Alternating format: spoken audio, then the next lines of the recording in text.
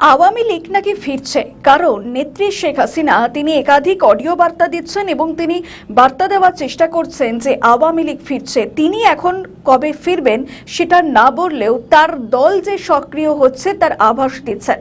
এদিকে যেমন নজর রাখার চেষ্টা করব, অন্যদিকে নজর রাখবো যে তারেক রহমান তিনি এখন যে কর্মকাণ্ডগুলো করছেন সেগুলো নিয়ে অনেক প্রশ্ন উঠে যাচ্ছে। পাশাপাশি এই প্রশ্ন উঠছে যে তিনি কি প্রতিশোধ স্পৃহার কারণেই একাধিক পদক্ষেপ করছেন, সেদিকে আমরা নজর রাখার চেষ্টা করব। অন্যদিকে নজর রাখবো যে মানবাধিকার কমিশনের প্রায় 5 জন কর্মী তারা ইতিমধ্যে পদত্যাগ করেছেন এবং তার কারণ স্বরূপ জানা যাচ্ছে যে অন্তর্বর্তীকালীন সরকারের আমলে যে অধ্যাদেশগুলি জারি করা হয়েছিল সেগুলো বাতিল হয়ে যাচ্ছে। বিএনপি সরকারের আমলে এরকম একটি অধ্যাদেশ বাতিল হয়েছে, সেই কারণেই তাদের এই পদত্যাগ। আসলে পরিস্থিতি কি সেদিকেও নজর রাখার চেষ্টা করব। অন্যদিকে নজর রাখবো বাংলাদেশের আইন শৃঙ্খলা পরিস্থিতি এবং ভারত বাংলাদেশের সম্পর্কের সমীকরণ এখন কোন জায়গায় দাঁড়িয়ে রয়েছে সেটাও কিন্তু অত্যন্ত তাৎপর্যপূর্ণ, কারণ শেখ হাসিনা এখনো ভারতের আশ্রয়ে ভারতে রয়েছেন তিনি। সেদিকেও নজর রাখার চেষ্টা করব আমাদের বিশেষ প্রতিবেদন আকারে। রাজপথের আন্দোলন থেকে কূটনৈতিক সম্পর্ক, দুই প্রতিবেশীর সম্পর্ক কি আবার ঠিক হচ্ছে দ্রুত? দেখুন, দক্ষিণ এশিয়ার রাজনীতি অনেকটা নদীর মতো, কখনো খুব শান্ত, কখনো খুব উত্তাল, আবার কখনো অদৃশ্য স্রোতের দিক বদলে যায়। ভারত বাংলাদেশের সম্পর্ক ঠিক তেমন, মাঝে মাঝে দেখা যায় বন্ধুত্ব, আবার মাঝে মাঝে আবার কখনো সন্দেহ বাড়ে। ইতিহাসের পাতা উল্টালে দেখা যায় এই সম্পর্ক কখনো সরল রেখায় হাঁটেনি, সবসময় ছিল জটিল, এখনো জটিল। দিল্লি ঢাকা দূরত্ব যত সহজে মাপা যায় ততটা সহজ নয় সম্পর্ক মাপা। একসময় এই সম্পর্ক ছিল মুক্তিযুদ্ধের রক্তে খোদাই করে লেখা, পরে তা রূপ নেয় স্বার্থের অঙ্কে, বর্তমানে দাঁড়িয়ে আছে সন্দেহের দিকে। 2024 সালে গণ অভ্যুত্থানের পর বাংলাদেশের রাজনীতিতে যে পরিবর্তন এসেছে সেটা দিল্লি ঢাকা সম্পর্কের নতুন পরীক্ষার সমান। দীর্ঘ অশান্তি ঝামেলার পর বাংলাদেশে বর্তমানে বিএনপির সরকার রয়েছে, আর বিএনপি সরকারের গুরুত্বপূর্ণ মন্ত্রীর প্রথম দিল্লি সফর। বাংলাদেশের পররাষ্ট্রমন্ত্রী খালিলুর রহমান দিল্লি পৌঁছেই প্রথম রাতেই জাতীয় নিরাপত্তা উপদেষ্টা অজিত ডোভালের সঙ্গে বৈঠক করেন। তাদের দুজনের মধ্যে নৈশ ভোজের সঙ্গে কথাবার্তা হয়। বিশেষজ্ঞরা বলছেন দুই দেশ পরস্পরকে বোঝার চেষ্টা করছে। ঠিক তার পরের দিন বৈঠক হয় ভারতের পররাষ্ট্রমন্ত্রী এস জয়শঙ্কর, বাণিজ্য মন্ত্রী পীযূষ গোয়েল, জ্বালানি মন্ত্রী হরদীপ সিং পুরীর সঙ্গে। বৈঠকে আলোচনা হয়েছে গঙ্গা জলবন্টন চুক্তি প্রত্যাহার করা, বাণিজ্য চুক্তি ফিরিয়ে আনা, জ্বালানি সরবরাহ বৃদ্ধি। কূটনীতির ভাষায় যাকে বলা হয় সম্পর্ক ভেঙে নয়, সম্পর্ক পুনর্গঠন। সংবাদ মাধ্যমের সূত্র অনুযায়ী ঢাকায় পরবর্তী হাই কমিশনার হিসেবে একজন মুসলিম বুদ্ধিজীবীকে পাঠানোর চিন্তা ভাবনা চলছে। কেউ কেউ এটাকে কূটনৈতিক পদক্ষেপ বলছেন, আবার কেউ কেউ বলছেন দিল্লি জনমতে বার্তা বুঝতে চেষ্টা করছে। ভারতেও রয়েছে অনেক বাধা, তাই চাইলেই সব পাল্টানো সম্ভব নয়। বিজেপির রাজনৈতিক প্রচারে বাংলাদেশ ইস্যু প্রায় সবসময় ব্যবহৃত হয়, তবে যদি আপনি মনে করেন দিল্লি খুব সহজে গলে যাবে, সেটা সম্ভব নয়। বিশেষজ্ঞরা বলছেন ভারতের পররাষ্ট্রনীতি প্রায় অভ্যন্তরীণ রাজনীতির ছায়ায় পরিণত হয়।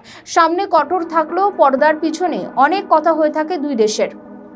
বাংলাদেশে যেমন ভারত বিরোধী মনোভাব আছে, তেমনি ভারতের একটি অংশের মধ্যে বিরোধী মনোভাবও আছে। ঢাকার রাষ্ট্রদূত বলছেন দুদেশের সম্পর্ক কখনো থেমে থাকেনি। 2024 সালের পর থেকে শেখ হাসিনা রয়েছেন ভারতে। শেখ হাসিনার হাত ধরে কি বাংলাদেশ বাঁচতে পারে? কারণ বিএনপি সরকারে আসার পর একের পর এক ইস্যুতে চ্যালেঞ্জের মুখে পড়ছে সে দেশ। তারেক কি পারবে পরিস্থিতিকে সামাল দিতে, নাকি শেখ হাসিনা এসে বাংলাদেশকে বাঁচাবে? বিশেষজ্ঞরা বলছেন রাষ্ট্রের সম্পর্ক আবেগ দিয়ে নয়, প্রয়োজন সাহায্যের ওপর টিকে থাকে।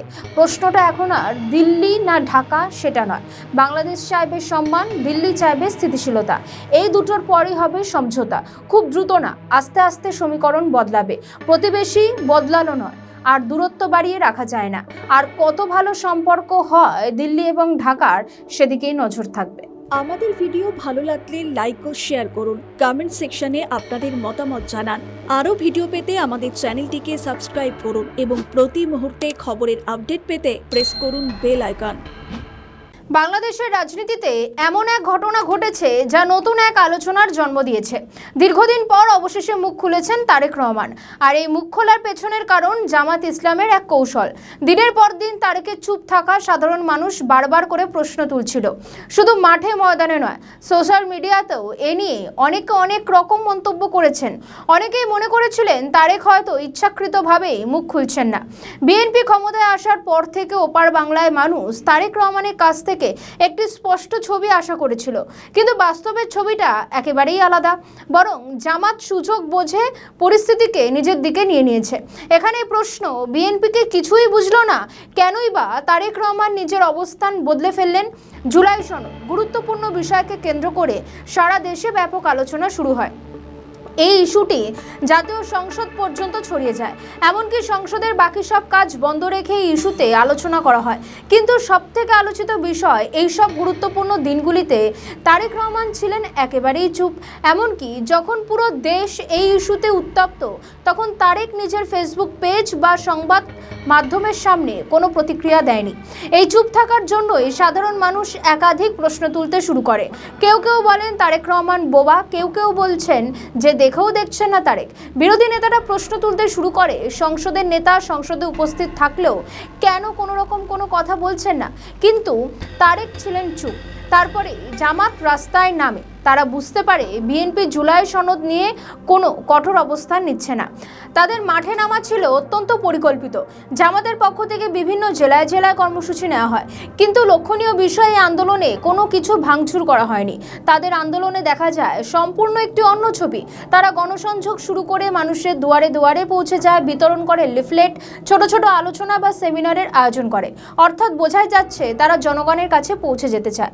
এই আন্দোলনের মধ্যে দিয়ে তারা এক প্রকার বুঝিয়ে দিলেন যে বিএনপি যা প্রতিশ্রুতি দেয় সে প্রতিশ্রুতি মতো কাজ করে না, দ্বিচারিতা করে। রাজনীতিতে সবচেয়ে বড় শক্তি মানুষের মতামত।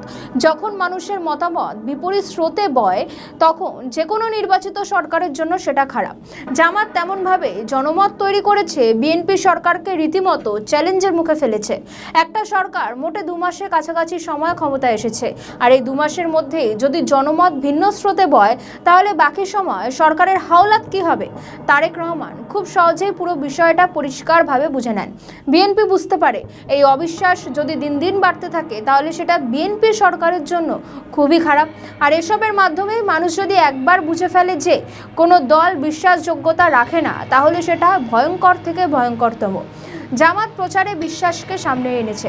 একটা সময় তারেক বুঝতে পেরেছিল যে নিরাপত্তা বড় ভুল। শেষমেশ তাকে মুখ খুলতেই হলো। ঢাকা সেনানিবাসে বক্তব্য রাখতে গিয়ে তারেক বলেন, জুলাই সনদে যেভাবে স্বাক্ষর করা হয়েছে তা প্রতিটি বাস্তবায়নে সরকার বদ্ধপরিকর। এই বক্তব্য সামনে এনে বাংলাদেশের প্রধানমন্ত্রী পরিষ্কার একটি বার্তা দিয়েছেন। সেটা হচ্ছে সরকার কোনো ধরনের আংশিক বাস্তবায়নের দিকে যাবে না, চুক্তি মতনই কাজ করবে। রাজনৈতিক বিশেষজ্ঞদের মতে এই ঘোষণাটা ছিল অত্যন্ত গুরুত্বপূর্ণ। নিজের ভাবমূর্তি রক্ষা করা এবং নিজের অবস্থান টিকিয়ে রাখতে তাকে সামনে এসে প্রতিশ্রুতি দিতে হয়েছে জনগণের জন্য। শেষ কিন্তু এখানেই নয়, আরও একটি প্রশ্ন, তিনি যে প্রতিশ্রুতি দিলেন সেটা কি সত্যি বাস্তবায়িত হবে, নাকি সুযোগ বুঝে পরিস্থিতি সামাল দেওয়াই এর কৌশল? জামাতে দুটো চালেই কুপকাত বিএনপি। কোন পথে এগোবে এবার সরকার, নজর থাকবে সেদিকে। আমাদের ভিডিও ভালো লাগলে লাইক ও শেয়ার করুন, কমেন্ট সেকশনে আপনাদের মতামত জানান। আরও ভিডিও পেতে আমাদের চ্যানেলটিকে সাবস্ক্রাইব করুন এবং প্রতি মুহূর্তে খবরের আপডেট পেতে প্রেস করুন বেল আইকন। মেয়ের অসম্পূর্ণ কাজ সম্পন্ন করব, পানিহাটিতে জিতবেন অভয়ার মা। মেয়ের অসম্পূর্ণ কাজ সম্পূর্ণ করার ইচ্ছা প্রকাশ করলেন পানিহাটি বিধানসভা কেন্দ্রের বিজেপি প্রার্থী তথা অভয়ার মা রত্না দেবনাথ। প্রার্থী হওয়ার পর থেকে আলোচনার কেন্দ্রে রয়েছেন তিনি। প্রচারে কখনো তিনি অভিযোগ তুলেছেন তৃণমূলের দিকে, আবার কখনো তার ও তার দলের দিকে বিভিন্ন অভিযোগ উঠে এসেছে। এবার প্রচারে বেরিয়ে নীলপুজো করে বিরোধী প্রার্থীদের জন্য শুভকামনা চাইলেন পানিহাটি বিজেপি প্রার্থী অভয়ার মা রত্না দেবনাথ। তার পাশাপাশি তিনি বললেন যে সিপিএম প্রার্থী কলতান দাশগুপ্ত ও তৃণমূল প্রার্থী তীর্থঙ্কর ঘোষের চৈতন্য হোক। শ্রীরামকৃষ্ণ পরমহংসদেব যেমন বলেছিলেন সবার চৈতন্য হোক, আমি সেরকম বলবো কলতান তীর্থঙ্কর ঘোষ সবার চৈতন্য হোক। যে মেয়ে সাধারণ মানুষের জন্য সেই মাফিয়াদের বিরুদ্ধে গিয়ে লড়াই করতেও পিছপা হয়নি, তার খুন হয়েছে, আর আমি তার রাস্তায় আমিও পিছপা হব না, অন্যায়ের প্রতিবাদ করেই যাব। মেয়ে যে রাস্তা দেখিয়ে দিয়ে গেছে তার অসম্পূর্ণ কাজ আমি করব। পানিহাটির বারমন্দির ঘাটে নীল পুজো করেন রত্না দেবনাথ। প্রচারে বেরিয়ে বারবার বাধার মুখে পড়তে হচ্ছে রত্না দেবীকে। নিরাপত্তা চাইবেন? পানিহাটির বিজেপি প্রার্থী বলছেন, আমি কোনো নিরাপত্তা চাই না। আমাকে অনেক কুকথা বলছে, হিংসা করছে আমাকে, আমি জানি সবই। তবে আমার মধ্যে সৎ সাহস রয়েছে। অন্যায়ের বিরুদ্ধে লড়াই করার জন্য সৎ সাহস দরকার, তা আছে আমার মধ্যে। মেয়ের থেকেই শিখেছি আমি। সাধারণ মানুষদের পাশে দাঁড়াতে, মাফিয়াদের বিরুদ্ধেও লড়াই করতে পিছপা হয়নি মেয়ে। তার খুন হয়েছে, আমিও পিছপা হব না, অন্যায়ের প্রতিবাদ করেই যাব। মেয়ে যে রাস্তা দেখিয়ে দিয়ে গিয়েছে, সেই অসম্পূর্ণ কাজ আমিই করব। এদিন পুজো দেওয়ার পর পানিহাটির বিজেপি প্রার্থী বলছেন, আমার মেয়ে নেই ঘরে, আমার ঘর শূন্য হয়ে গিয়েছে, কিন্তু আমি একটা মেয়ে হারালেও কোটি কোটি মেয়ের জননী আমি, তাদের জন্যই পুজো দিলাম। আমি নীল পুজোর উপোস করে এখানে পুজো দিতে এসেছি। সবাই চাইছে অভয়ার বিচার হোক। আমার মেয়েকে ঘরের মেয়ে মনে করে রাত জাগা থেকে মিটিং মিছিল অনেক কিছুই করেছে। শ্রীরামকৃষ্ণ যেন বলেছিলেন যে সবার চৈতন্য হোক, আমিও সেই কামনাই করব। আমি চাই যে কলতান ও তীর্থঙ্কর দুজনেরই চৈতন্য হোক।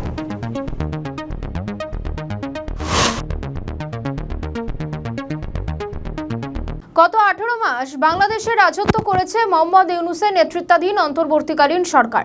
এই সময়কালে বাংলাদেশে কতটা উন্নতি হয়েছে সেটা দেখেছে বাংলাদেশের মানুষ। উন্নতির থেকে অবনতির দিকে এগিয়ে গিয়েছে দেশ। তবে দেশের জন্য কিছু করতে না পারলেও মব প্রতিষ্ঠা যে করে গিয়েছেন সেটা স্পষ্ট। এমনকি ছাত্র নেতাদের এই মবকে পুরো দমে সমর্থন করে গিয়েছেন ইউনূস। তিনি বলেছেন, এটা আওয়ামী লীগের 15 বছরের অত্যাচারের বহিঃপ্রকাশ। মবকে তিনি প্রেসার গ্রুপ বলে আখ্যা দিয়েছেন। এইবার হাসনাত আব্দুল্লাহর ওপর মব করা হয়েছে বলে অভিযোগ উঠে আসছে, কিন্তু যে মবকে কোনোদিন ছাত্ররা এবং মোহাম্মদ ইউনূস মানেননি, তারা এখন কেন মব বলে উল্লেখ করছেন? তবে কি বিএনপির আমলে মব প্রতিষ্ঠিত হয়েছে? এটাই বলতে চাইছেন ছাত্র নেতারা। পাশাপাশি একজন আওয়ামী লীগের নেতার বাড়িতে ছাত্রনেতার আগমন নিয়েও আলোচনা চলছে রাজনৈতিক মহলে। তবে কি শেখ হাসিনা এইবার অন্য পরিকল্পনা এগোচ্ছেন? খবরে উঠে আসে চট্টগ্রাম সিটি কর্পোরেশনের সাবেক মেয়র মোহাম্মদ মঞ্জুর আলমের বাসায় সৌজন্য সাক্ষাৎ করতে গিয়ে স্থানীয় ছাত্র জনতা জুলাই আন্দোলনের কর্মীদের তোপের মুখে পড়েছেন জাতীয় নাগরিক পার্টির নেতা ও সংসদ সদস্য হাসনাত আব্দুল্লাহ। উত্তর কাট্টলী এলাকায় HM ভিলায় এই ছবি দেখা যায়। সংসদ সদস্যদের আগমনের খবর ছড়িয়ে পড়লে ক্ষুব্ধ জনতা সাবেক মেয়রের বাড়ির সামনে জড়ো হন এবং এক পর্যায়ে হাসনাত আব্দুল্লাহকে দ্রুত ওই এলাকা ত্যাগ করতে হয়। বাড়ির সামনে অবস্থান নেওয়া ব্যক্তিরা নিজেদের জুলাই যোদ্ধা পরিচয় দিয়ে হাসনাত আব্দুল্লাহর উপস্থিতির উদ্দেশ্য নিয়ে প্রশ্ন তোলেন। আর এই ছবি দ্রুততার সঙ্গে ছড়িয়ে পড়ে সামাজিক যোগাযোগ মাধ্যমে। ওই ভিডিওতে দেখা যায় জুলাই যোদ্ধারা তাকে প্রশ্ন করেন, যিনি সংসদে দাঁড়িয়ে আওয়ামী লীগ নিষিদ্ধের দাবি জানান, তিনি কেন আওয়ামী লীগ নেতার বাড়িতে এসেছেন? তারা হাসনাত আব্দুল্লাহ আওয়ামী লীগের দালাল বলে স্লোগান দেন এবং তার অবস্থানের রাজনৈতিক ব্যাখ্যা দাবি করেন। কিন্তু হাসনাত আব্দুল্লাহ কোনো উত্তর না দিয়ে এলাকা ত্যাগ করেন। এদিকে অভিযোগ করা হচ্ছে যুবদল নাকি এই মব করেছিল তার উপর, অর্থাৎ বিএনপির যুবকরা এই কাজ করেছে বলে দাবি হাসনাতদের। এই ঘটনা নিন্দা ও প্রতিবাদ জানিয়েছে এনসিপির যুব সংগঠন জাতীয় যুব শক্তি। মঙ্গলবার সংগঠনের যুগ্ম সদস্য সচিব আসাদুর রহমানের পাঠানো প্রতিবাদ লিপিতে বলা হয়, হাসনাত আব্দুল্লাহর ওপর যুবদলের নেতৃত্বে মব সন্ত্রাস করা হয়েছে। তারা গণতান্ত্রিক মূল্যবোধ নিয়ে কথা বলেন, এমনকি তারা বলছে রাজনৈতিক মতভেদ থাকতেই পারে, কিন্তু সেটা কখনোই সহিংসতার জায়গায় যেতে পারে না। কিন্তু হাসনাত আব্দুল্লাহরা কি এত সহজে সবটা ভুলে গেলেন? যখন তারা মব করত তখন সেটা নাকি মব ছিল না, এখন সেটাকে নীতি কথার দিকে নিয়ে যাচ্ছে।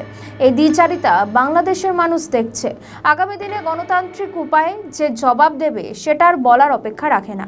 এমনকি বলা হচ্ছে যার বাড়িতে তিনি গিয়েছিলেন সেই মোহাম্মদ মঞ্জুর আলম নাকি বিএনপির এক সময় সহযোগী পর্যন্ত ছিলেন, কিন্তু তিনি বিএনপি বহুদিন হলো ছেড়ে দিয়েছেন। তিনি আওয়ামী লীগের সদস্য ছিলেন। হাসনাত সার্জিসও যুবলীগ করতেন, কিন্তু এখন তো তারা করেন না। সেক্ষেত্রে শেষমেশ কি প্রমাণ করতে চাইছেন হাসনাত আব্দুল্লাহ? তিনি কি এই বৈঠকটি গোপনে সারতে চেয়েছিলেন? এখন জনসমক্ষে চলে আসতেই সেই ঢাকা দেওয়ার চেষ্টা করছেন? এরকম একাধিক প্রশ্ন উঠে আসছে। আমাদের ভিডিও ভালো লাগলে লাইক ও শেয়ার করুন, কমেন্ট সেকশনে আপনাদের মতামত জানান। আরও ভিডিও পেতে আমাদের চ্যানেলটিকে সাবস্ক্রাইব করুন এবং প্রতি মুহূর্তে খবরের আপডেট পেতে প্রেস করুন বেল আইকন। 2026 সালের এপ্রিল মাসে বাংলাদেশের রাজনৈতিক অঙ্গনে প্রধান আলোচনা কেন্দ্রবিন্দুতে পরিণত হয়েছে নিষিদ্ধ আওয়ামী লীগের হঠাৎ মাথাচাড়া দিয়ে ওঠা। 2025 সালের মে মাসে অন্তর্বর্তী সরকার আওয়ামী লীগকে সন্ত্রাস বিরোধী আইনে নিষিদ্ধ করার পর এবং 2026 সালের শুরুতে অনুষ্ঠিত ত্রয়োদশ জাতীয় সংসদ নির্বাচনে জয়ী হয়ে বিএনপি সরকার গঠন করার পর দলটির কর্মকাণ্ড ও পুনর্বাসন নিয়ে নানান বিশ্লেষণ দেখা দিচ্ছে। অনেকে মনে করছেন সরকারের পক্ষ থেকেই আওয়ামী লীগকে সক্রিয় করার চেষ্টা চলছে। রাজনৈতিক কার্যক্রম নিষিদ্ধ থাকায় দলের নামে মিটিং মিছিল না করতে পারলেও অন্যভাবে সংগঠিত করার চেষ্টা চলছে বলে সূত্রের খবর। অন্যদিকে নিষেধাজ্ঞার বিরুদ্ধে আইনের আশ্রয় নিয়ে আইনি প্রক্রিয়ায় ফিরে আসার চেষ্টা চলছে। 12 ফেব্রুয়ারি জাতীয় সংসদ নির্বাচনের পরের দিনেই দেশের প্রায় 15টি জেলা ও উপজেলায় আওয়ামী লীগের দলীয় কার্যালয় খোলা হয়। বিএনপি নেতাদের উপস্থিতিতে পঞ্চগড়, ঠাকুরগাঁও, মাগুরা, দিনাজপুর, খুলনা, চট্টগ্রাম ও ঢাকায় কেন্দ্রীয় কার্যালয় খোলার চেষ্টা হয়েছে বলে খবর। ফেব্রুয়ারি থেকে এপ্রিল পর্যন্ত সংখ্যাটি কিন্তু আরো বেড়েছে। বিভিন্ন উপজেলায় আওয়ামী লীগের নামে পোস্টার ব্যানারও দেখা যাচ্ছে। অনেকে একে বলছেন গ্রাসরুট রিভাইভাল, অর্থাৎ দল নিষিদ্ধ থাকা সত্ত্বেও দলের তৃণমূল স্তরের কর্মীরা পরিবেশ যাচাই করছে। ভারতের অবস্থানরত দলের সভানেত্রী শেখ হাসিনা নেতাকর্মীদের মানসিক প্রস্তুতি নিতে বলেছেন। জানা গেছে তিনি বলেছেন জেলে যাওয়ার ঝুঁকি নিয়েও নেতাকর্মীদের দেশে ফিরতে হবে। বিএনপি সরকারও আওয়ামী লীগ নেতাদের দেশে ফিরিয়ে এনে বিচারের মুখোমুখি করতে চায়। তবে আওয়ামী লীগ নেতারা এই মুহূর্তে দেশে ফিরতে আগ্রহী নয়। তবে ভারতে থেকেই এলাকায় দল সংগঠিত করার বিষয়ে তারা বেশি আগ্রহী। তারা চান অনলাইন অ্যাক্টিভিটি করতে ও দেশের ভিতরে যারা দল সংগঠনের কাজ করবে তাদেরকে অর্থ সাহায্য করতে। এই অর্থ সাহায্যের ক্ষেত্রে নিজেদের ব্যবসা প্রতিষ্ঠানগুলোকে ফের চালু করতে চান আওয়ামী লীগকে অর্থ সাহায্য করা ব্যবসায়ীরা। ইতিমধ্যেই এস আলম গ্রুপের একটি প্রতিষ্ঠান ফার্স্ট কমিউনিকেশন লিমিটেডের উপর থেকে নিষেধাজ্ঞা তুলে নিয়েছে বিটিআরসি। শুধু তাই নয়, ব্যাংক রেজলিউশন বিলের মাধ্যমে একত্রিত হওয়া 5টি ব্যাংকে ফের এস আলম গ্রুপের হাতে ফিরিয়ে দেওয়ার প্রক্রিয়া শুরু হয়েছে। অর্থাৎ আওয়ামী লীগের কার্যক্রম পরিচালনায় অর্থ সাহায্যের পথ খোলা শুরু হচ্ছে, যা আওয়ামী লীগের পুনর্বাসনের গ্রিন সিগন্যাল। তবে এক্ষেত্রে হাসিনার সায় আছে কিনা তা কেউ নিশ্চিত করে বলতে পারছে না। তবে গত মাসে ভার্চুয়াল আলোচনায় শেখ হাসিনা দেশের ভেতরে দলের নেতাকর্মীদের নিজ নিজ অবস্থান থেকে দলকে সংগঠনের আহ্বায়ক জানিয়েছেন, সংগঠিত করার আহ্বান এবং বিশেষ করে পেশাজীবী সংগঠনের নির্বাচন সহ সব ধরনের নির্বাচনে অংশ নিতে, এমনকি দলের নাম যদি ব্যবহার করতে নাও পারে তাহলে অন্য কোনো নামে সক্রিয় থাকতে বলেছেন। হাসিনার এই নির্দেশ অনুসারে সূত্রে খবর প্রাক্তন স্পিকার শিরিন শারমিন চৌধুরী, সাবের হোসেন চৌধুরীরা দলের হাল ধরতে এগিয়ে এসেছেন বলে অনেকে মনে করছে। এর মধ্যে আওয়ামী লীগের অনলাইন অ্যাক্টিভিটি বেড়েছে। আওয়ামী লীগ ও ছাত্রলীগের ভেরিফাইড সামাজিক মাধ্যমগুলিতে সাইবার আন্দোলনের ডাক দেওয়া হয়েছে। আওয়ামী লীগের ফিরে আসার আলোচনা আরও জোরালো হয়েছে প্রাক্তন স্পিকার ডক্টর শিরিন শারমিনের গ্রেফতার ও মুক্তির পর। নিজের বাড়ি থেকেই গ্রেফতার হন তিনি। গ্রেফতারের 4 দিনের মধ্যেই ফের জামিনে মুক্তি পান তিনি। গোটা বিষয়টি অনেক আলোচনার জন্ম দিয়েছে। ডক্টর ইউনূসের আমলেও শিরিন শারমিন চৌধুরী, সাবের হোসেন চৌধুরী, ফজলে নূর তাপস ও মাশরাফি বিন মুর্তাজার মতো নেতাদের নিয়ে রিফাইন্ড আওয়ামী লীগের কথা কিন্তু শোনা গিয়েছিল। বিশেষ করে শেখ হাসিনার বিচার পর্বে ফজলে নূর তাপসের সাথে হাসিনার একটি কথোপকথনের অডিও ক্লিপ কিন্তু ছড়িয়ে পড়ে সামাজিক মাধ্যমে, যা শেখ হাসিনার বিচারে ডিজিটাল এভিডেন্স হিসেবে হাজির করা হয়। এই ক্লিপের উৎস নিয়ে আলোচনাতে এই তাপসকে সামনে রেখে আওয়ামী লীগের পুনর্বাসনের কথা শোনা যাচ্ছে। তবে সেই সময় বিষয়টি আর এগোয়নি। উল্টে আওয়ামী লীগের কার্যক্রম নিষিদ্ধ করে দেয় ইউনূস সরকার। এখন শিরিন শারমিন চৌধুরীর জামিনের পর বিষয়টি ফের আলোচনায় উঠে এসেছে। আওয়ামী লীগের অনুপস্থিতিতে রাজনৈতিকভাবে এগিয়েছে জামায়াত ও এনসিপি। তবে তারা যাতে আরও বেড়ে উঠতে না পারে তার জন্য আওয়ামী লীগকে রাজনীতির মাটিতে রাখতে চায় বিএনপি, এমনটাই কিন্তু বিশেষজ্ঞদের মত। তবে সেই সময় এখনো আসেনি। স্থানীয় সরকারের নির্বাচনগুলো শেষ হলে একই সাথে আওয়ামী লীগ নেতাদের বিরুদ্ধে হওয়া মামলাগুলোর রায় হওয়ার পরেই আওয়ামী লীগের উপর থেকে নিষেধাজ্ঞা প্রত্যাহারের কথা ভাববে বিএনপি, এমনটাই খবর।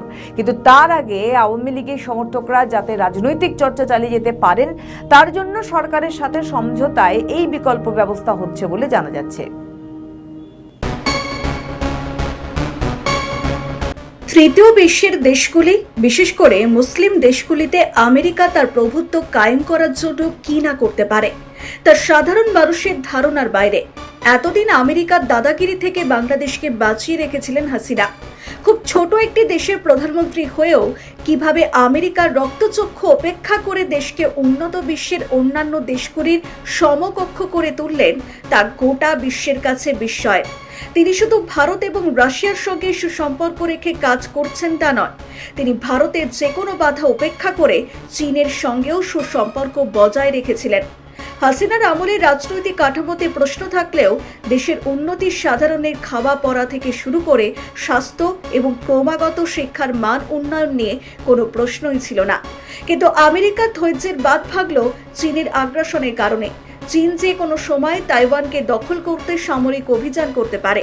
তাছাড়া মায়ানমারে চীনের অবস্থান শক্ত ভিতের ওপর প্রতিষ্ঠা করায় পরিস্থিতি এমন তৈরি হয় যে এশিয়ার বঙ্গোপসাগর অঞ্চলে তাদেরও একটি সামরিক ঘাঁটির প্রয়োজন হয়ে পড়ে, যা তারা চাইছিল বহু আগের থেকেই।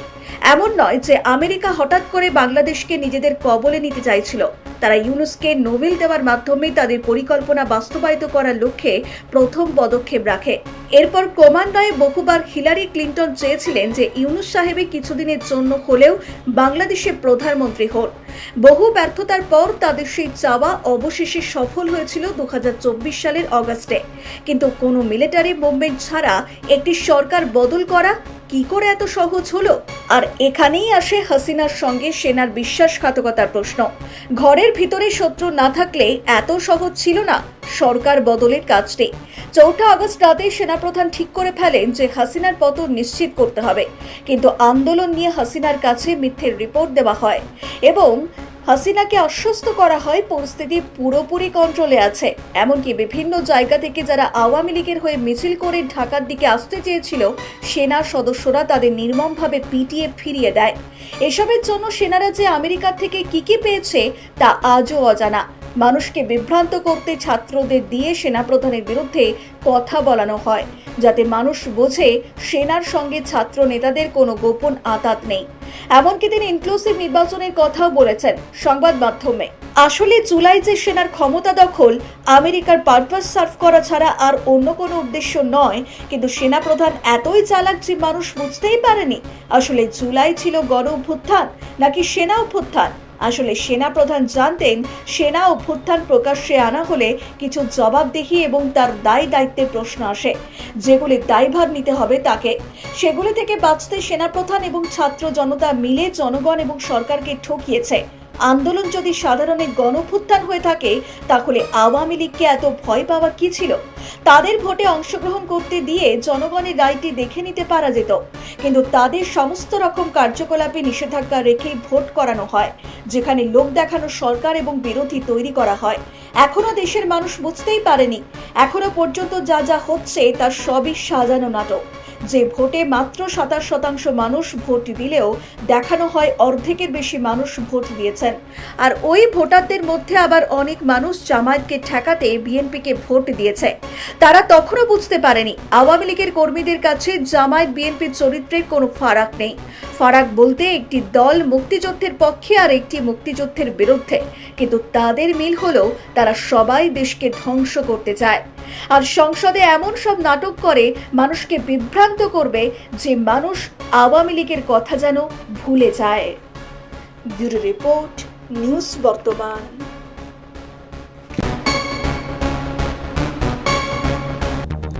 আবার বাংলাদেশের জাতীয় রাজনীতিতে ফিরে এসেছে ডিপ স্টেট। জুলাই অভ্যুত্থান এবং পরবর্তী পর্যায়ে হাসিনা সরকারের পতনের পর এসেছিল ডিপ স্টেটের প্রসঙ্গ।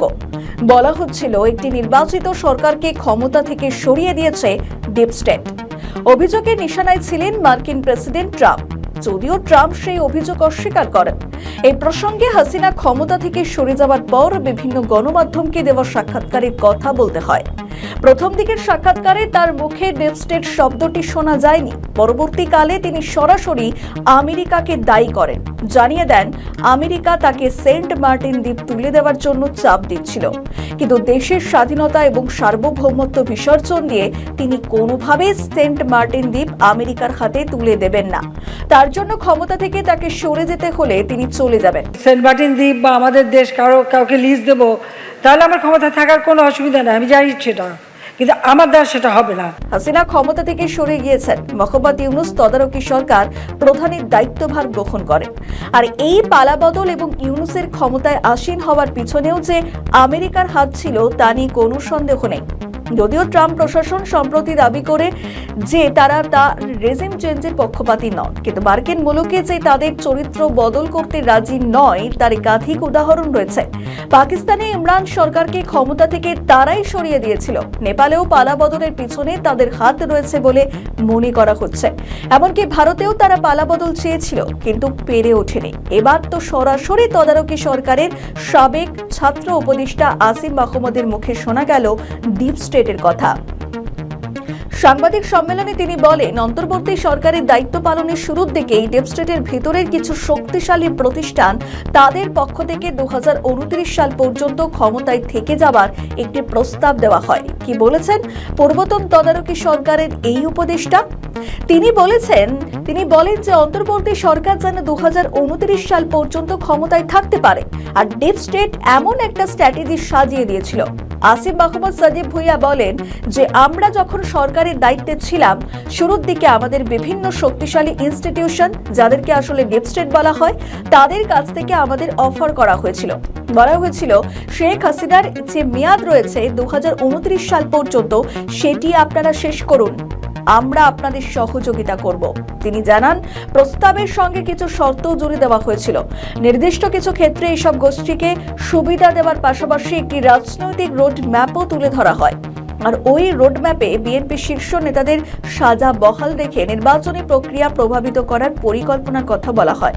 আসিফ বলেন যে আদালতের মাধ্যমে মামলার কার্যক্রম দীর্ঘায়িত করে বিএনপি নেতাদের নির্বাচন থেকে দূরে রাখার কৌশল সাজানো হয়। তারেক রহমানের বিরুদ্ধে থাকা সাজা বহাল থাকলে তিনি নির্বাচনে অংশ নিতে পারতেন না। তার কথায় ডিপ স্টেট পুরো একটি কৌশল তৈরি করে দিয়েছিল, আর সেই কৌশল হলো কিভাবে তাদের সঙ্গে সমঝোতার ভিত্তিতে ক্ষমতায় থাকা যায়। তবে এনসিপি তাদের এই প্রস্তাবের সায় দেয়নি। তিনি আরো বলেন, এনসিপি একটি অবাধ এবং সুষ্ঠু নির্বাচন চেয়েছিল বলেই তারা স্বেচ্ছায় অন্তর্বর্তী সরকার থেকে পদত্যাগ করে। আসিফের ভাষায় তাদের অফার করা হয়েছিল, আর এই বক্তব্যের মাধ্যমে তিনি বোঝাতে চেয়েছেন তারা ডিপ স্টেটের টোপ গিলতে চায়নি। কিন্তু বাস্তবে কি তারা রাজি ছিল? গত 18 মাস তারা যে ক্ষমতায় ছিলেন, তার জন্য কি আমেরিকার আশীর্বাদ হাত তাদের মাথায় ছিল না? মাত্র 2 মাসের আন্দোলনে যদি একটি সরকারকে ডিপ স্টেট উপড়ে ফেলতে পারে, তাহলে ইউনূস সরকারের 1.5 বছর ক্ষমতায় থেকে যাওয়া আমেরিকার প্রচ্ছন্ন মদত ছাড়া কোনোভাবেই হতে পারে না। পদত্যাগ করেছেন মানবাধিকার কমিশনের চেয়ারম্যান সহ 5 জন। হঠাৎ এই পদত্যাগের কারণ কি? বিষয়টি সামনে আসতে বিভিন্ন মহলে এটা নিয়ে আলোচনা চলছে। তারা বলছেন তারা নাকি একটি জটিল অবস্থায় পড়ে গিয়েছেন। মানবাধিকার বিষয়ক একটি অধ্যাদেশ যেটা অন্তর্বর্তীকালীন সরকার জারি করেছিল, সে অধ্যাদেশ বাতিল করেছে বর্তমান বিএনপি সরকার। এটাকে তারা ব্যাখ্যা করছেন ভুল বলে। 2009 সালে একটি মানবাধিকার কমিশনের অধ্যাদেশ জারি করা হয়েছিল, যেটা হয়েছিল আওয়ামী লীগ সরকার। এখন সেই অধ্যাদেশটি নাকি পাশ করাচ্ছে বিএনপি সরকার, তাই অন্তর্বর্তীকালীন সরকারের জারি করা অধ্যাদেশটি বাতিল করে দিচ্ছে বিএনপি। আর এখানেই অনেকে বলছেন, তবে কি গোপনে শেখ হাসিনা দলের সঙ্গে সমঝোতা করছে বিএনপি? তাদের করে যাওয়া বেশিরভাগ কাজই সমর্থন করছে তারেক রহমানের দল। এটা কি অন্য কোনো বার্তা বহন করছে পদ্মাপাড়ের রাজনীতিতে? এই পদত্যাগের পর খোলা চিঠিও দেওয়া হয়েছে, যেখানে অধ্যাদেশ বাতিলে নতুন সরকারের বক্তব্যের যৌক্তিকতা নিয়ে প্রশ্ন তোলা হয়েছে। তবে মানবাধিকার কমিশনের সচিব কুদরাত এ ইলাহি বাংলাদেশের একটি গণমাধ্যমকে বলেছেন, অধ্যাদেশটি বাতিল হওয়ায় স্বয়ংক্রিয়ভাবেই আগের কমিশন আর নেই। উল্লেখযোগ্যভাবে জাতীয় সংসদে জাতীয় মানবাধিকার কমিশন বিল কণ্ঠভোটে পাশ হয়। বিলটি অবিলম্বে কার্যকর হবে বলে বিলে উল্লেখ করা হয়েছে। এদিকে জামাত ইসলামী এবং এনসিপির আপত্তি নাকচ করে দিয়ে অধ্যাদেশটি বাতিল হওয়ায় আওয়ামী লীগ সরকারের আমলে 2009 সালে প্রণীত জাতীয় মানবাধিকার কমিশন আইন পুনরায় চালু হলো। সংসদ অধ্যাদেশটি বাতিলের পর পদত্যাগের সিদ্ধান্ত নেন মানবাধিকার কমিশনের চেয়ারম্যান বিচারপতি মাইনুল ইসলাম চৌধুরী সহ কমিশনের সদস্যরা। বিদায় কমিশনের সদস্য নূর খান অবশ্য বলেছেন, সরকারের পক্ষ থেকে তাদের পদত্যাগ করতে বলা হয়নি, তবে এক ধরনের ধোঁয়াশার মধ্যে রাখা হয়েছে তাদের। জানা গিয়েছে, খোলা চিঠিতে বিদায় কমিশনের চেয়ারম্যান বিচারপতি মাইনুল ইসলাম চৌধুরীর পাশাপাশি সদস্য নূর খান, ইলিয়া দেওয়ান, মোহাম্মদ শরীফুল ইসলাম ও নাবিলা ইদ্রিসের স্বাক্ষর হয়েছে। অনেকে বলছেন, তবে কি বিএনপি আওয়ামী লীগের করে যাওয়া সমস্ত কাজ বা বিল পাশের বিষয়ে সম্মতি দিচ্ছে? তবে অন্য দিকটিও তুলে ধরছেন রাজনৈতিক বিশ্লেষকরা। মোহাম্মদ ইউনূসের নেতৃত্বে অন্তর্বর্তীকালীন সরকার 133টি অধ্যাদেশ জারি করেছে। তার মধ্যে প্রায় 16টি অধ্যাদেশ বাতিল করে দিয়েছে বিএনপির সরকার। তবে এর মধ্যে আওয়ামী লীগকে নিষিদ্ধকরণের জন্য বিল পাশ করে নিষিদ্ধ করে দিয়েছে বিএনপি। অর্থাৎ যে কাজটি মোহাম্মদ ইউনূস অর্ধেক করে গিয়েছিলেন, সেই পুরো কাজটি করে দিলেন বিএনপি। সমস্তটাই যে আওয়ামী লীগের পক্ষে যাচ্ছে এমনটা নয়, কোথাও বিএনপি নিজের সিদ্ধান্তে অনড় থাকছে, কখনো মোহাম্মদ ইউনূসের করে যাওয়া অধ্যাদেশ পাশ করাচ্ছে, আবার কোথাও কি আওয়ামী লীগের করে যাওয়া একাধিক বিষয়ের সম্মতি দিচ্ছে। কিন্তু আসল প্রশ্ন জনগণের কল্যাণ, সেটা কি আদৌ হচ্ছে? শুধুমাত্র সংসদের অভ্যন্তরে নয়, প্রশ্ন যদি সাধারণ মানুষ তোলে, তখন জবাব দিতে পারবেন তো তারেক রহমান? আমাদের ভিডিও ভালো লাগলে লাইক ও শেয়ার করুন, কমেন্ট সেকশনে আপনাদের মতামত জানান। আরও ভিডিও পেতে আমাদের চ্যানেলটিকে সাবস্ক্রাইব করুন এবং প্রতি মুহূর্তে খবরের আপডেট পেতে প্রেস করুন বেল আইকন। বাংলাদেশে আওয়ামী লীগ নিষিদ্ধের সিদ্ধান্ত এবং প্রাক্তন প্রধানমন্ত্রী শেখ হাসিনা ভারতে অবস্থান নিয়ে দুই দেশের মধ্যে দীর্ঘদিনে কূটনৈতিক টানাপোড়েন বর্তমানে এক নতুন মাত্রা পেয়েছে। বাংলাদেশে আওয়ামী লীগকে নিষিদ্ধ করার সিদ্ধান্তে ভারত সরকার আনুষ্ঠানিকভাবে গভীর উদ্বেগ প্রকাশ করেছে। ভারত মনে করে, একটি গণতান্ত্রিক রাষ্ট্রে রাজনৈতিক পরিসর সংকুচিত করা এবং কোনো বৃহৎ দলকে আইনি প্রক্রিয়ার বাইরে নিষিদ্ধ করা গণতান্ত্রিক স্বাধীনতার পরিপন্থী। ভারতের পররাষ্ট্র মন্ত্রণালয়ের পক্ষ থেকে স্পষ্ট জানানো হয়েছে যে তারা বাংলাদেশে একটি অবাধ, সুষ্ঠু, অন্তর্ভুক্তিমূলক নির্বাচন দেখতে চায়। দিল্লির কূটনৈতিক মহলের মতে, আওয়ামী লীগের মতো ঐতিহাসিক দলকে রাজনৈতিক প্রক্রিয়া থেকে বাদ দিলে ভবিষ্যতে চরমপন্থী শক্তিগুলোর উত্থানের ঝুঁকি বাড়তে পারে। শেখ হাসিনার প্রত্যর্পণ ইস্যুতে অন্তর্বর্তী ও বর্তমান বিএনপি সরকার বারবার জোরালো দাবি জানালেও দিল্লি এখনো পর্যন্ত এতে ইতিবাচক সাড়া দেয়নি। ভারতের শীর্ষ সাংবাদিকদের সাথে এক বৈঠকে পররাষ্ট্র মন্ত্রী খলিলুর রহমান হাসিনার উপস্থিতি নিয়ে বিরক্তি প্রকাশ করলেও দিল্লি তাকে ভারতের সম্মানিত অতিথি হিসেবেই বিবেচনা করেছে।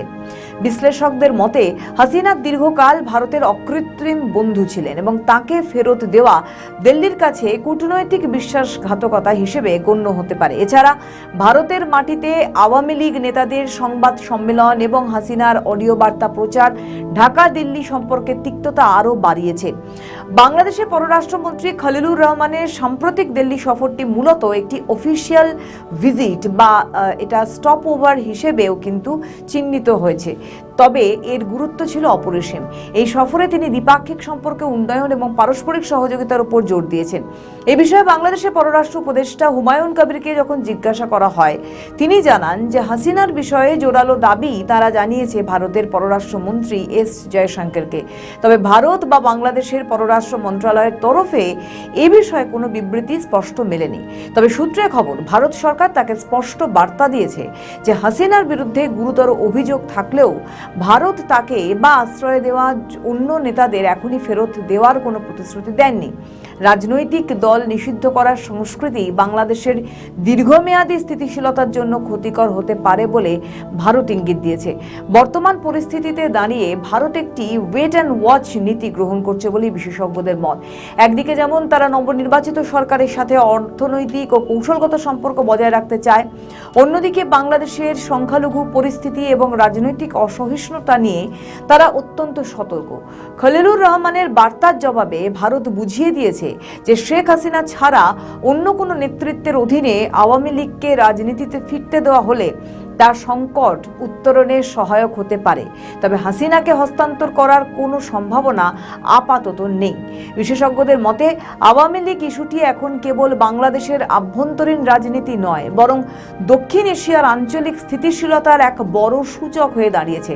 ঢাকার প্রত্যাশা এবং দিল্লির বাস্তবমুখী কূটনীতির মধ্যে যে ব্যবধান তৈরি হয়েছে তা মেটাতে আগামী দিনগুলোতে আরও গভীর ও জটিল আলোচনার প্রয়োজন হবে।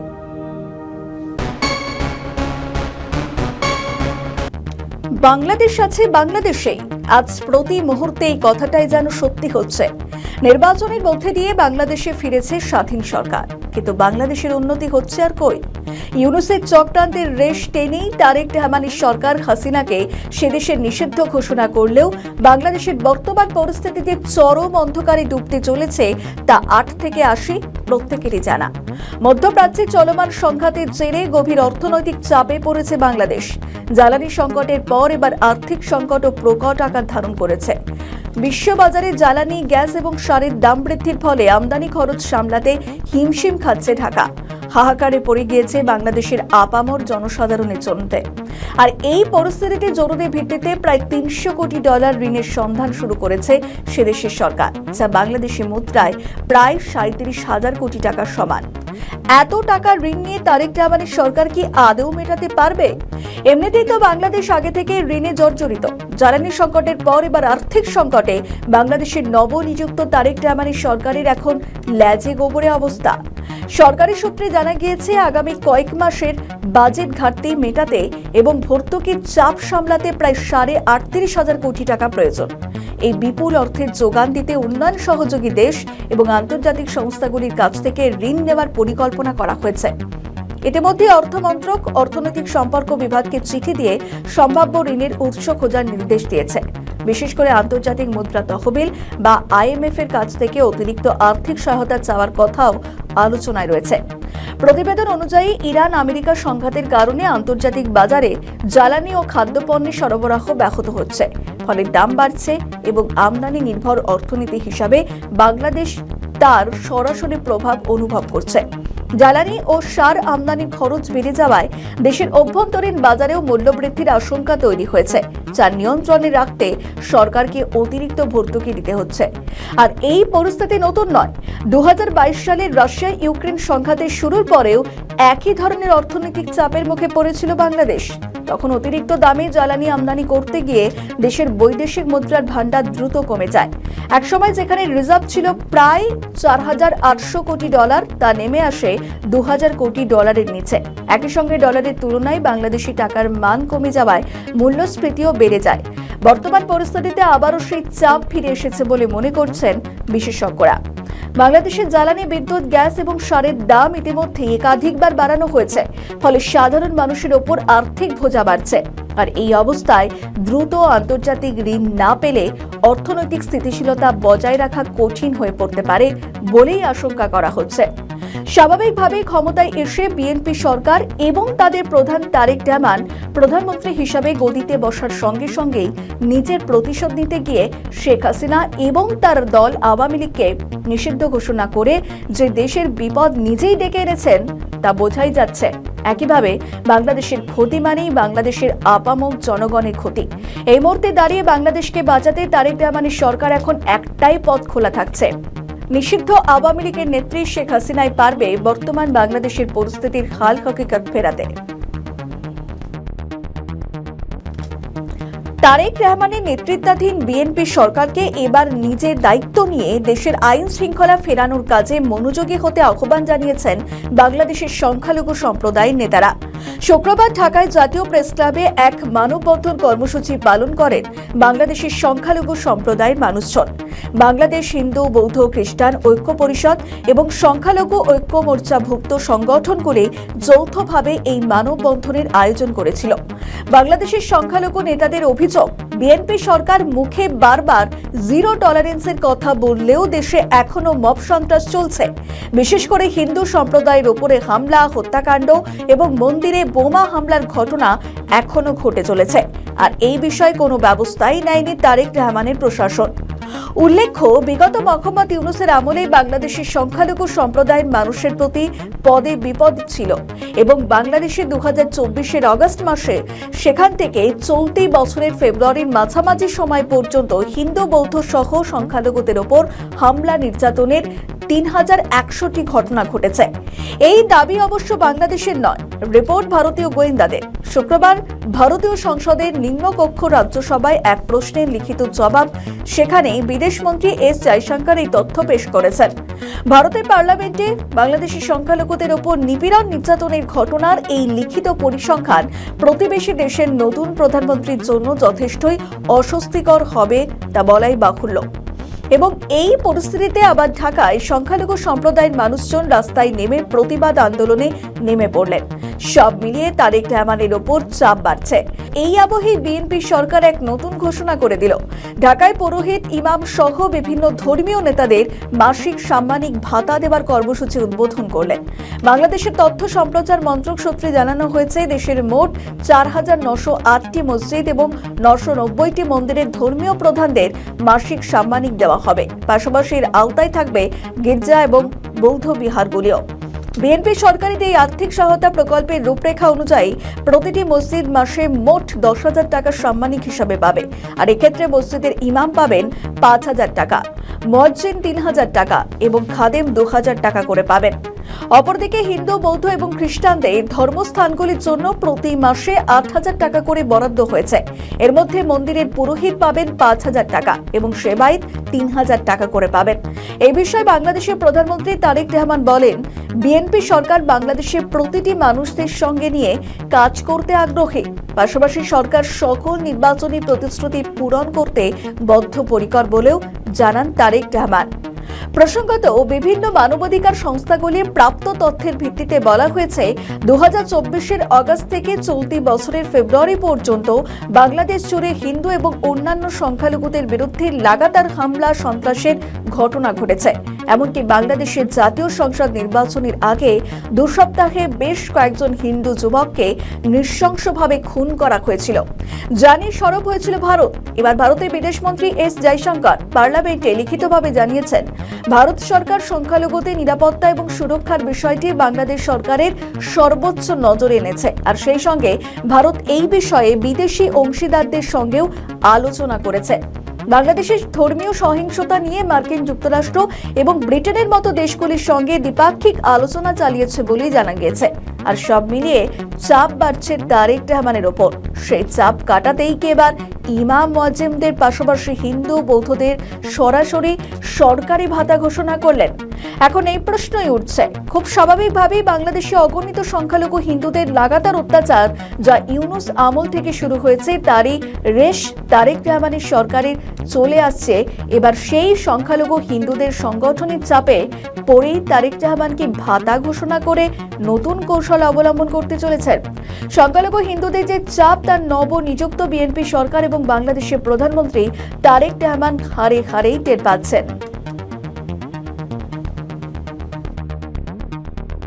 বাংলাদেশের দায়িত্ব এখন প্রধানমন্ত্রী তারেক রহমানের কাঁধে। মাত্র 2 মাস হয়েছে তার সরকারের বয়স। তিনি কিভাবে দেশ পরিচালনা করছেন, কিভাবে দেশের জনগণ জানমালের দায়িত্ব নিচ্ছেন, সবটাই রাজনৈতিক অন্দরে প্রতিনিয়ত আলোচনা চলছে। তার কারণ, তারেক রহমান সক্রিয় রাজনীতিতে নতুন। দীর্ঘ 17 বছর তিনি দেশের বাইরে ছিলেন। এখন তিনি ক্ষমতার শীর্ষে বসে রয়েছেন। ফলে তার কর্মকাণ্ড নিয়ে যে কাটাছেঁড়া হবে সেটাই স্বাভাবিক। অন্যদিকে তার মধ্যে প্রতিশোধ স্পৃহা ঠিক কতটা কাজ করছে সেটা নিয়েও চর্চা চলছে। সম্প্রতি তার কিছু সিদ্ধান্ত, কিছু কাজ এবং বক্তব্য অনেককেই হতাশ করেছে। শুধু তাই নয়, এটা পরবর্তীকালে বাংলাদেশের রাজনীতির জন্য ভয়ঙ্কর হয়ে উঠতে পারে বলেও মত কূটনৈতিক বিশেষজ্ঞদের। কেউ কেউ বলছেন, সাপের ল্যাজে পা দিয়েছেন তারেক। যদি উল্টে ছবল মারেন হাসিনা, তখন সামলাতে পারবেন তো তারেক? কারণ রাজনীতিতে নিশ্চিত বলে কিছু হয় না, পাশার দান উল্টেও যেতে পারে। রাজনৈতিক বিশেষজ্ঞরা বলছেন, আওয়ামী লীগ ফিরতেও পারে বাংলাদেশে। তখন কি করবেন তারেক রহমান? ত্রয়োদশ জাতীয় সংসদ নির্বাচনে আওয়ামী লীগ অংশগ্রহণ করতে পারেনি। অনেকে বলছেন, সেই পরিস্থিতিতে বিএনপির সঙ্গে অলিখিত একটি চুক্তি হয়েছিল আওয়ামী লীগের। সেই কারণেই আওয়ামী লীগের বহু কর্মী সমর্থক তাদের দলের অনুপস্থিতিতে বিএনপিকে বেছে নিয়েছিল। সেই কারণেই বিএনপি বিপুল সংখ্যক ভোট পেয়েছিল, যেগুলি আসলে আওয়ামী লীগের ভোটার। পরবর্তীকালে আওয়ামী লীগের পরিপ্রেক্ষিতে কিছু চাইতে গেলেই সেটা বুমেরাং হয়ে যাচ্ছে। যেমন তারা পাকাপাকিভাবে নিষিদ্ধ হয়ে গেল। অন্যদিকে 1/11 যে পরিস্থিতি তৈরি হয়েছিল দেশে সেটাও ভুলতে পারছে না তারেক। তাই তার মাস্টার মাইন্ড এবং জড়িতদের তিনি কারাবাস করিয়ে প্রতিশোধ নিতে উদ্যত হয়েছেন। এমনকি বেগম খালেদা জিয়াকে যাদের জন্য গ্রেফতার হতে হয়েছিল সেটাও ভুলতে পারেননি তারেক রহমান। সেই কারণে একাধিক সিদ্ধান্ত নিচ্ছেন। এদিকে আওয়ামী লীগের সঙ্গে সম্পর্ক ভালো হওয়ার থাকলেও তাদের নিষেধের কারণে সম্পর্ক স্বাভাবিকভাবে পতনের দিকে। অন্যদিকে জামাত ইসলামী এবং এনসিপি বিরোধী দল মোহাম্মদ ইউনূসের অন্তর্বর্তীকালীন সরকারের সঙ্গেও সম্পর্ক খারাপ।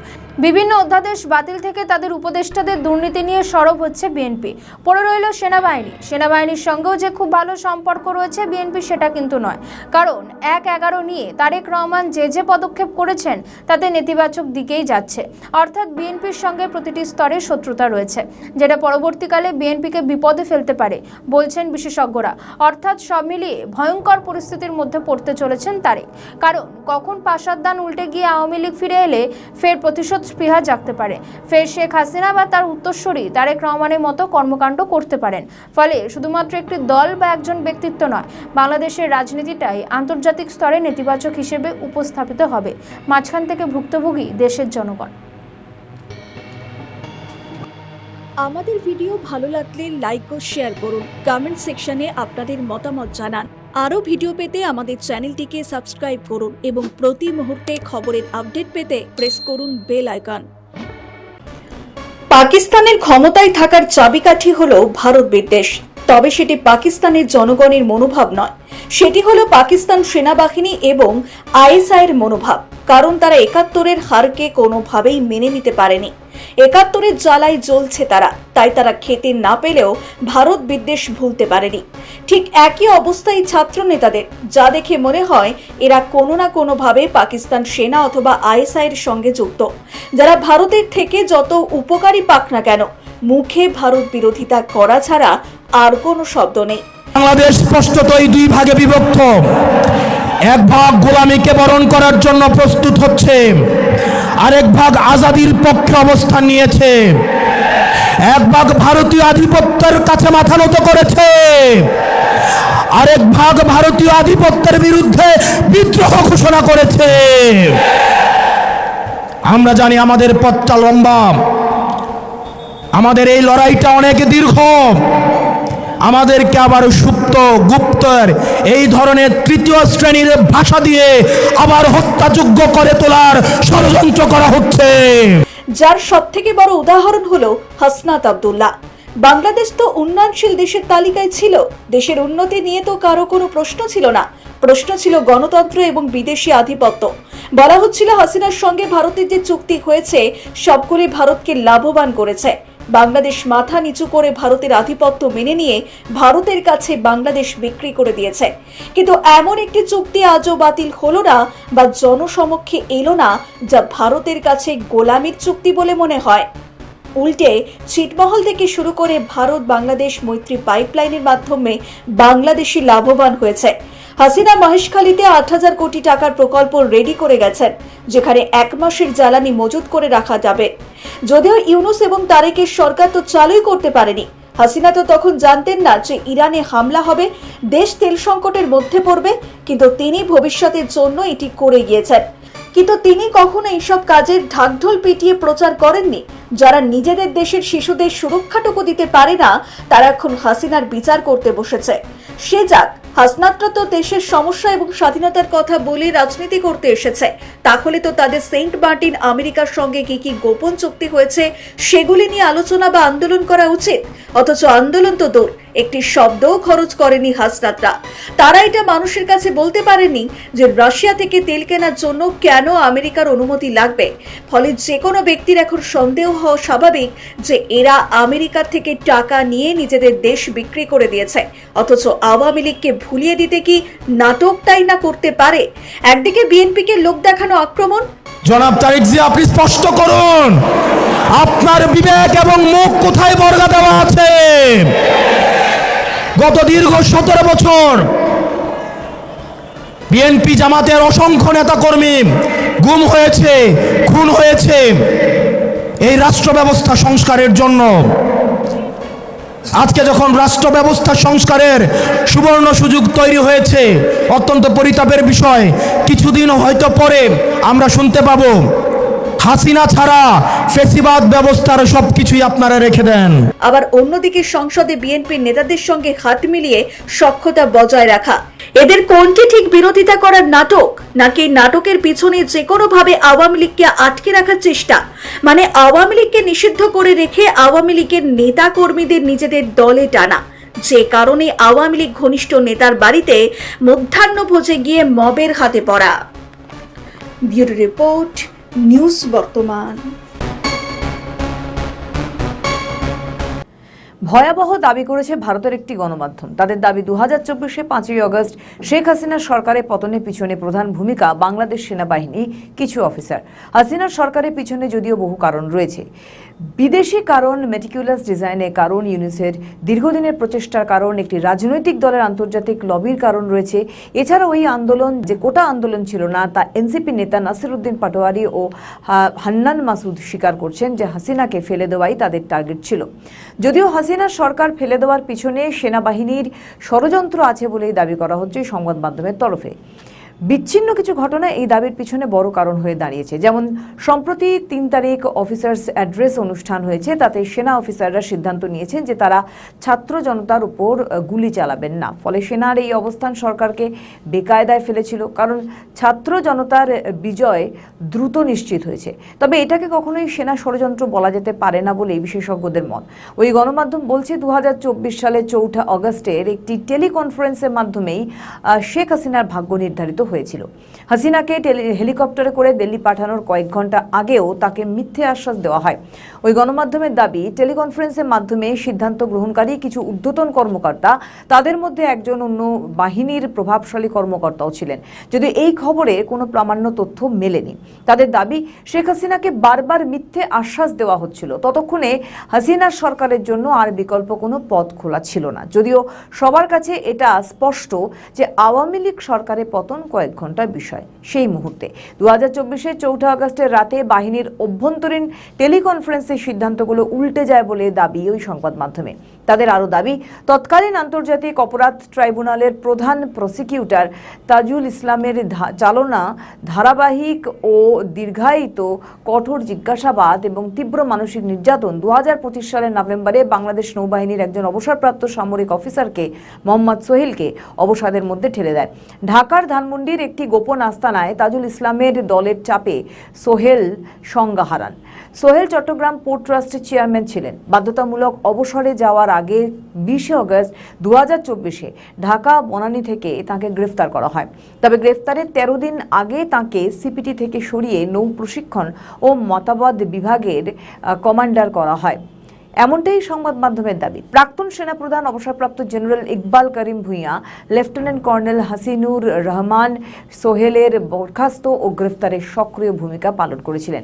এছাড়া 2024 সালে 6 আগস্ট প্রাক্তন নিরাপত্তা উপদেষ্টা অবসরপ্রাপ্ত জেনারেল তারেক সিদ্দিকীকে সমুদ্র পথে দেশ থেকে পালাতে সাহায্য করার জন্য সোহেলের কাছ থেকে স্বীকারোক্তি আদায়ের চেষ্টা করা হয় বলেও কিন্তু দাবি ওই সংবাদপত্রে।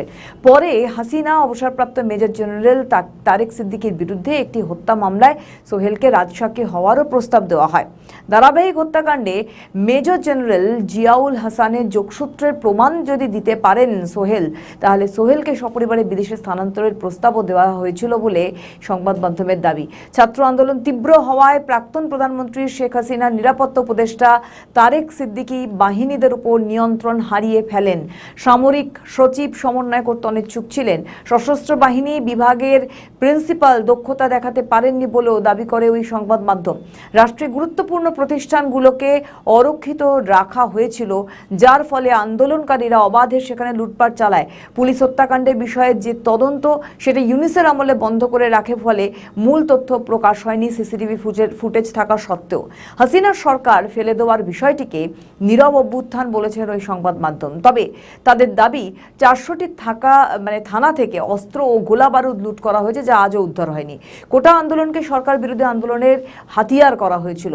প্রশাসন পরিস্থিতির উপর সম্পূর্ণ নিয়ন্ত্রণ হারিয়ে ফেলেছিল, ফলে সরকারের বিরুদ্ধে জনরোষ তীব্রতর হয়। ঢাকা, চট্টগ্রাম, রাজশাহীর ভিডিওতে দেখা গেছে প্রতিবাদ মিছিলে জনতার পিছনে থাকা ব্যক্তিরা পিছন থেকে গুলিবিদ্ধ হয়ে হঠাৎ মাটিতে লুটিয়ে পড়েন। অর্থাৎ মিছিলের মধ্যে তৃতীয় পক্ষ ঢুকে গিয়ে স্নাইপার ব্যবহার করেছে। পুলিশ এক্ষেত্রে ব্যর্থ হয়েছে। জানা গেছে বাংলাদেশের একটি বাহিনীর সদস্য স্নাইপারে কাজ করছে, এমনই দাবি ওই সংবাদ মাধ্যমে। এমনকি অবসরপ্রাপ্ত সেনা কর্মকর্তারা যারা ওই অস্থিরতায় অংশ নেওয়ার কথা স্বীকার করেছেন, তারাও শেখ হাসিনা ও গ্রেপ্তার হওয়া সামরিক কর্মকর্তাদের বিরুদ্ধে হত্যা মামলার সাক্ষ্য দেওয়ার পাশাপাশি কোনো অবাধে ব্যবস্থা নেয়নি এবং অবাধে চলাফেরা করছে। তারেক রহমানের নেতৃত্বাধীন বিএনপি সরকারের স্বরাষ্ট্রমন্ত্রী সালাউদ্দিন আহমেদ সম্প্রতি বলেছেন, পুলিশ হত্যার কোনো বিচার হবে না, এর নিষ্পত্তি যুদ্ধক্ষেত্রে হয়ে গিয়েছে। জুলাইয়ের অস্থিরতাকে তিনি যুদ্ধ হিসেবে আখ্যা দিয়েছেন। জুলাই অভ্যুত্থানে নিহত আহতদের 1971 মুক্তিযোদ্ধাদের সঙ্গেই তুলনা করা হয়েছে। বাংলাদেশ জামাত ইসলাম ধারাবাহিকভাবে একই কাজ করেছে বলে দাবি ওই গণমাধ্যমে। যদিও অন্য সূত্রে খবর, সেনাপ্রধান ছিলেন হাসিনার আস্থাভাজন ব্যক্তি। এছাড়া বাংলাদেশের সেনাবাহিনীর কোনো কর্মকাণ্ডে মনে হয়নি যে তারা সরকারের বিরুদ্ধে বিদ্রোহ করছে। দীর্ঘ 17 বছরের পর বাংলাদেশে ফিরেছেন তারেক রহমান। তারেক রহমান বাংলাদেশে ফিরে আসার পর জাতীয় সংসদ নির্বাচন হয়। সে নির্বাচনে বিএনপি জিতে যায়। ভোটের লড়াইয়ে মাঠে ছিল না আওয়ামী লীগ। আওয়ামী লীগের একটা বিপুল সংখ্যক ভোট গেছে বিএনপিতে। বিএনপি আসার পর তাদের পর থেকে একাধিক প্রতিশ্রুতি দেওয়া হয়েছিল।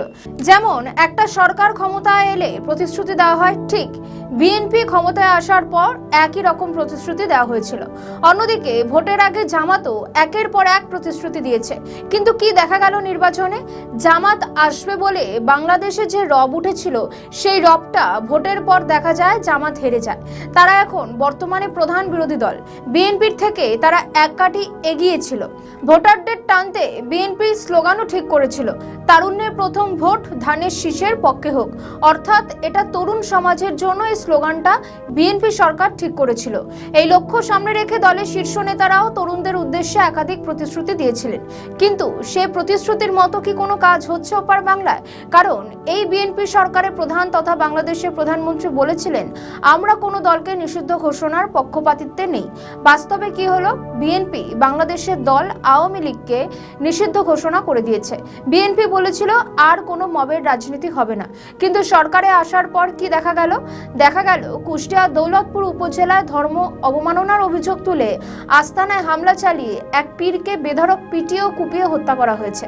এই সময় আস্তানায় ভাঙচুর ও অগ্নিসংযোগও করা হয়। শনিবার উপজেলায় ফিলিপনগর ইউনিয়নের ফিলিপনগর গ্রামে এ ঘটনাটি ঘটে। নিহত ব্যক্তির নাম শামীম রেজা ওরফে জাহাঙ্গীর। স্থানীয় সূত্র মারফত খবর, শামীম রেজা ফিলিপনগর গ্রামে মৃত জেছের আশির ছেলে। তিনি ঢাকায় পড়াশোনা শেষ করে শিক্ষকতা পেশায় যুক্ত ছিলেন। পরে এলাকায় ফিরে এসে একটি আস্তানা গড়ে তোলেন। একটি পুরনো ভিডিওকে হাতিয়ার করে সুপরিকল্পিতভাবে ঘটনা ঘটেছে। বাংলাদেশের পুলিশ বলেছে তাদের কাছে ম্যান পাওয়ার কম ছিল, সেই কারণে এই ঘটনা ঘটেছে। যে প্রশ্নটা সামনে আসছে, যে দলই ক্ষমতায় আসুক তাদের তো আগে আইন শৃঙ্খলার দিকটা দেখা দরকার। সেই জায়গায় তার সরকারের পুলিশ কিনা বলছে ম্যান পাওয়ার নেই। আচ্ছা, এর দায় তো তাহলে বিএনপি সরকারের বিরুদ্ধে বর্তায়। পাশাপাশি বলেছিল তরুণ সমাজের অনেক উন্নতি হবে। কোথায়? 2 মাসে বিএনপি সরকার ক্ষমতায় এসে তরুণদের জন্য তো কিছুই করেনি। আর জামাত তো এখন বিরোধী দল, তারা আগে কি বলেছিল সেটা নিয়ে না ভাবলেও চলবে। তাহলে যে প্রশ্নটা সামনে আসছে, তাহলে কি বিএনপি এবং জামাত যে মিথ্যা প্রতিশ্রুতি দিচ্ছে, সেটার জন্য কি আবার যুদ্ধ হতে পারে বাংলাদেশে? নজর থাকবে সেদিকেই। বাংলাদেশের রাজনীতিতে এক ঐতিহাসিক এবং বিতর্কিত ঘটনা। কি সেই ঘটনা? অধ্যাপক মোহাম্মদ ইউনূসের অন্তর্বর্তী সরকারের জারি করা আওয়ামী লীগ নিষিদ্ধের অধ্যাদেশকে এবার পূর্ণাঙ্গ আইনের রূপ দিল নবনির্বাচিত বিএনপি সরকার। জাতীয় সংসদে সন্ত্রাস বিরোধী বিল 2026 পাশের মাধ্যমে শেখ হাসিনার দল আওয়ামী লীগ ও তার অঙ্গ সংগঠনের যাবতীয় রাজনৈতিক কর্মকাণ্ড নিষিদ্ধ রাখার ঘোষণা করা হয়েছে। মূলত এই বিলে বলা হয়েছে, কোনো ব্যক্তি বা সত্তা সন্ত্রাসী কাজে জড়িত থাকলে সরকার প্রজ্ঞাপন দিয়ে তাকে নিষিদ্ধ করতে পারবে। শুধু তাই নয়, নিষিদ্ধ সংগঠনের পক্ষে কোনো মিছিল, সভা সমাবেশ, সংবাদ সম্মেলন, এমনকি সোশ্যাল মিডিয়ার প্রচার যদি কেউ চালায়, তাহলে সেটা অপরাধ বলে গণ্য করা হবে। কেন এই কঠোর সিদ্ধান্ত? বিএনপি সরকারের স্বরাষ্ট্রমন্ত্রী সালাউদ্দিন আহমেদ সংসদে জানান, আওয়ামী লীগ একটি গণহত্যাকারী সন্ত্রাসী সংগঠন। গত জুলাই আগস্টে ছাত্র আন্দোলনের সময় সৃষ্ট জনমতের প্রতি শ্রদ্ধা জানিয়েই এই সিদ্ধান্ত নেওয়া হয়েছে। প্রধানমন্ত্রীর রাজনৈতিক উপদেষ্টা রুহুল কবির রিজভী বলেন, এখনও রক্তের দাগ শুকায়নি। আওয়ামী লীগকে এখন রাজনীতি করতে দেওয়া মানে আবারও বড় কোনো রাজনৈতিক সংঘর্ষের ঘটনা ঘটবে। কিন্তু আওয়ামী লীগকে কেন বিএনপি সরকার নিষিদ্ধ করলো? যারা ক্ষমতায় এসে বলেছিল আমরা কোনো দলকে নিষিদ্ধ ঘোষণার পক্ষপাতিত্ব করি না, তারাই আজকে আওয়ামী লীগকে নিষিদ্ধ করলো। বিএনপি সরকার ক্ষমতায় এসে আওয়ামী লীগের সমস্ত অফিস খুলতে শুরু করেছিল। অনেক নেতারা তারা আবার বাংলাদেশে ফিরতে শুরু করেছিল। বর্তমানে যে বিল বা আইন পাশ হয়েছে তাতে আওয়ামী লীগের ভবিষ্যৎ আবারও প্রশ্নের মুখে। আওয়ামী লীগ কি আবার ফিরতে পারবে নাকি তারা নিষিদ্ধই থেকে যাবে? এই যে বিএনপি নেতা রুহুল কবির রিজভী বলেছেন রক্তের দাগ এখনো শুকায়নি, কিন্তু যে প্রশ্ন হচ্ছে তাহলে বিএনপি সরকার আসার পর কি আর কোনো মবের মতো ঘটনা ঘটবে না? কোনো দুর্নীতি হবে না? যে অভিযোগগুলো আওয়ামী লীগের ওপর ছিল সেই অভিযোগগুলো কি আর বিএনপি সরকারের ওপর আসবে না? দেখুন, ইউনূস ক্ষমতার সময় যে প্রশ্নগুলো বিএনপি সরকার চলে আসার পরও কিন্তু সেই প্রশ্নগুলো রয়ে গিয়েছে এবং সম্প্রতি একটি ভিডিও সোশ্যাল মিডিয়াতে ভাইরাল হয়েছে শেখ হাসিনা। সেখানে নেত্রী বলেছেন যে আওয়ামী লীগের একাধিক ভোট বিএনপি সরকারের দিকে গিয়েছে আর সেই কারণে বিএনপি সরকার ক্ষমতায় এসেছে। সত্যি যদি ভোট গিয়ে থাকে তাহলে কি হাসিনা তারেক রহমানের সঙ্গে সমঝোতা করেই ভোটে গেছে? আওয়ামী লীগ নিষিদ্ধ করায় সেখানকার বড় ধরনের সমর্থকরা কি সেটা মেনে নেবে? এর মধ্যেই হইচই পড়ে গিয়েছে দলের মধ্যে। তাহলে কি আবার আন্দোলন দেখতে পারবে? এবার কি আবার জেনজিরা মাঠে নেমে আন্দোলন তৈরি করবে বিএনপি সরকারের বিরুদ্ধে? আবারও কি পতন হবে? কারণ তারা যে কাজ করেছে সেই কাজের জন্য একাধিক প্রশ্ন উঠে যাচ্ছে। আওয়ামী লীগকে নিষিদ্ধ করার বিষয়ে সুপ্রিম কোর্টের সিনিয়র আইনজীবী সাদিন মালিক এই পদক্ষেপের সমালোচনা করে বলেছেন, বিএনপি সরকার প্রতিহিংসামূলক সিদ্ধান্ত নিয়েছে এবং ভবিষ্যতে অন্য দল নিষিদ্ধের পথ প্রশস্ত করল। অন্যদিকে অধ্যাপক মাহবুর উল্লাহ মনে করেন যে গণহত্যার অভিযোগে অভিযুক্ত একটি দলের বিষয়ে সরকারের এই সিদ্ধান্ত সম্পূর্ণ যৌক্তিক। আমাদের ভিডিও ভালো লাগলে লাইক ও শেয়ার করুন, কমেন্ট সেকশনে আপনাদের মতামত জানান। আরও ভিডিও পেতে আমাদের চ্যানেলটিকে সাবস্ক্রাইব করুন এবং প্রতি মুহূর্তে খবরের আপডেট পেতে প্রেস করুন বেল আইকন।